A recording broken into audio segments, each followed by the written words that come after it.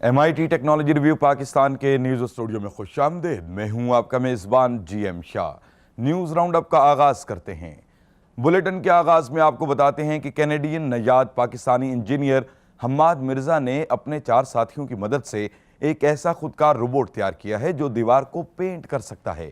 اس کو بازوں اور سپرے سسٹم سے لیس کیا گیا ہے، جس کی بدولت یہ دیوار کو اوپر سے لے کر نیچے تک پینٹ کرتا ہے۔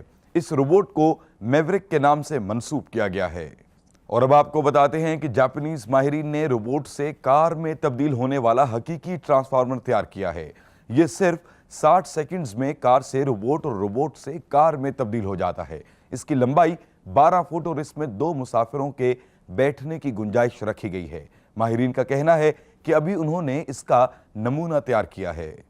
اور اب بلیٹن کے آخر میں آپ کو بتاتے ہیں کہ ماہرین نے ایک ایسی اسکریننگ ڈیوائس تیار کی ہے جو کینسر سیلز کی تشخیص MRI کرانے سے پہلے ہی کر لیتی ہے۔ اس طریقے میں مریض کا خون لے کر اسے ڈیوائس کی مدد سے اسکین کیا جاتا ہے، جس کے بعد کینسر سیلز آسانی سے ظاہر ہو جاتے ہیں۔ ماہرین کا کہنا ہے کہ اس ڈیوائس کو صرف 1200 روپے کی لاگت سے تیار کیا گیا ہے، اور اس کی خاص بات یہ ہے کہ یہ کینسر کے بروقت علاج میں اہم کردار ادا کر سکتی ہے۔